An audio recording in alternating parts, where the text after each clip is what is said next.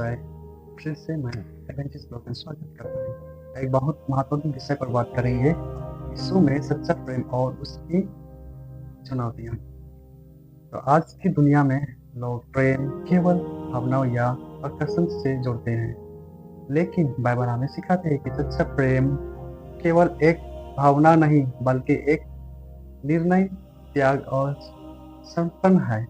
Bible हमें प्रेम, धैर्यवान, दयालु और त्याग के साथ चलने वाला बताया गया है। पहला पॉइंट बताया है, सच्चा प्रेम त्याग मांगता है। यीशु ने हमसे केवल प्रेम की बातें नहीं की, बल्कि अपने जीवन के द्वारा प्रेम को दिखाया। उन्होंने हमारे लिए अपना जीवन दे दिया। आज हमारे जीवन में सच्चा प्रेम त्याग मांगता है। कभी हमें अपने अहंकार को छोड़ना पड़ता है, कभी क्षमा करनी पड़ती है। आज के समय में सच्चा प्रेम निभाना आसान नहीं है। परिवार में छोटे बातें झगड़े हो जाते हैं, कार्यस्थल पर लोग अपना फायदा उठाते हैं, फिर भी आपको ईमानदारी और प्रेम के साथ व्यवहार करना होता है। कभी किसी की भलाई के लिए अपने आराम का त्याग करना पड़ता है। दूसरा पॉइंट देखेंगे, आज के लिए जीवन की चुनौतियां। आज के समय में सच्चे प्रेम निभाना आसान नहीं है।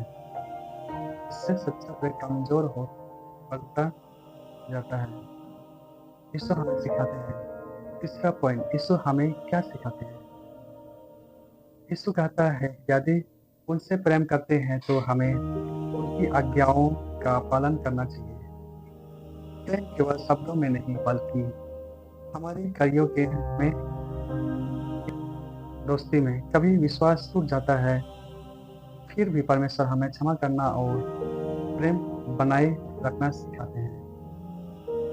सोशल मीडिया की दुनिया में तुलना, दिखावा और स्वार्थ बढ़ रहा है, जिससे सच्चा प्रेम कमजोर हो रहा है। यीशु कहते हैं कि यदि हम उनसे प्रेम करते हैं तो हमें उसकी आज्ञाओं का पालन करना चाहिए। प्रेम केवल शब्दों में नहीं बल्कि हमारे कार्यों में दिखाई देना चाहिए। जब कोई हमें ठेस पहुंचाए, हम बदला लेने के बजाय क्षमा करें। जब कोई हमारा सम्मान ना करे, हम फिर भी सम्मान देने ना छोड़ें। जब परिस्थितियां कठिन हो, हम विश्वास बनाए रखें, परमेश्वर हमारे साथ है। चौथा पॉइंट, सच्चे प्रेम सबसे बड़ी परीक्षा। सच्चा प्रेम तब परखा नहीं जाता जब सब कुछ अच्छा हो। सच्चा प्रेम तब दिखाई देता है जब कोई हमें समझ ना पाए, लोग हमारे विरोध करें।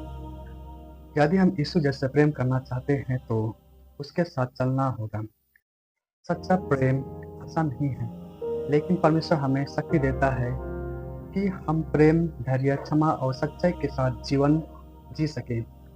आइए हम आज निर्णय लें कि हम परिस्थितियों के अनुसार नहीं बल्कि यीशु के शिक्षा के अनुसार प्रेम करेंगे। परमेश्वर आपको आशीष दे। धन्यवाद।